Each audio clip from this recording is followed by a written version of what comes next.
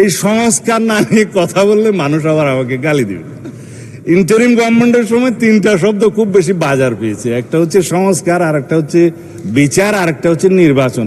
তবে নির্বাচনটা বলেছে যে সংস্কার এবং বিচার সমাপ্ত হওয়ার পরে যদি কোনো সময় হলেও হতে পারে, এইভাবে ছিল নির্বাচনের বিষয়টা।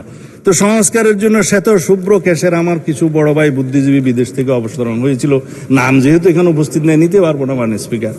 তারা মাথায় টুপি ভর্তি করে অলৌকিক কিছু সংস্কার নিয়ে দেশে অবতরণ করলে পরে আমরা সংস্কার কমিশনে আলাপ আলোচনা করতে করতে করতে করতে এই জুলাই জাতীয় সনদটা এই পর্যন্ত প্রণয়ন হইতে হয়েছে।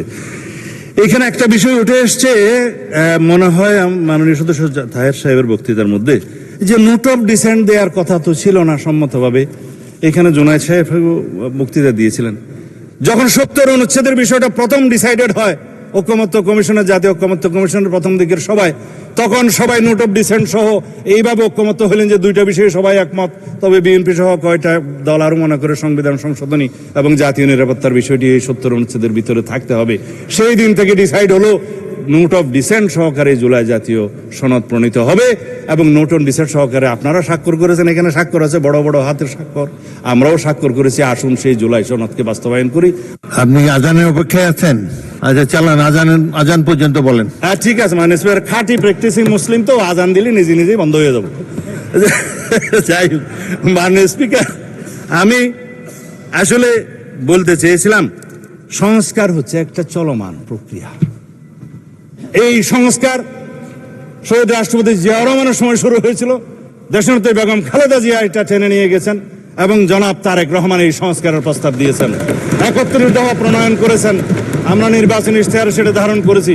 জুলাই জাতীয় সনদের মধ্যে আমরা অনেক কিছুই পেয়েছি, আবার অনেক কিছুই পাইনি, যেগুলো আমাদেরকে 31 দফার ভিত্তিতে করতে হবে। সংবিধানে অনেক কিছু আনতে হবে, যা আমরা সম্মত হয়েছিলাম জুলাই জাতীয় সনদে সেরকম অনেক বিষয় আসেনি। যেমন সংবিধানের 3টা তফসিল, জনাব শেখ মুজিবুর রহমানের ভাষণ সহ সবকিছু সংবিধান হয়ে গেছে মাননীয় স্পিকার। এগুলো আমাদেরকে তো বিলুপ্ত করতে হবে। পঞ্চদশ সংশোধনীর সমস্ত তফসিলগুলো 5, 6 এবং 7 তফসিলগুলো আমাদের বিলুপ্ত করতে হবে।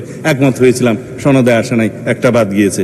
আমরা একমত হয়েছিলাম এই সমস্ত ছবি টানানোর কার কার যেন একটা বিধান আছে আর্টিকেল 4-এ, সেই ছবি টানানোর বিষয়ে আমরা ছবি বিলুপ্ত করার জন্য ঐকমত্য কমিশনের প্রস্তাব, সংস্কার কমিশনের প্রস্তাবে আমরা একমত হয়েছিলাম। কিন্তু সনদ যখন স্বাক্ষর করলাম তখন ওইটা নাই, বললো যে 2-1টা বামপন্থী দল নারাজ হয়ে গেছে, এটা থাক।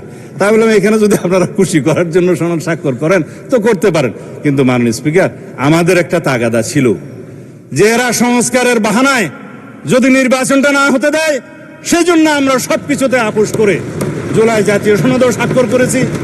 আমরা একত্রিত হয়েছি, সমঝোতা হয়েছে, এবং নির্বাচনের স্বার্থে আমরা অনেক কথা বলি নাই।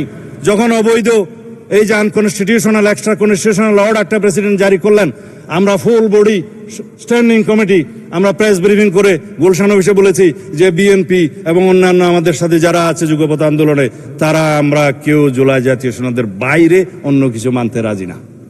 রেকর্ডেড আছে, ভিডিও আছে, প্রেসে আছে, সব জায়গায় আছে, ঘোষণা আছে। আজান দিয়েছে মাননীয় স্পিকার, আপনাকে ধন্যবাদ। মাননীয় বিরোধী দলীয় সদস্যবৃন্দকে আপনাদের ধৈর্য সহকারে বক্তব্য শোনার জন্য ধন্যবাদ।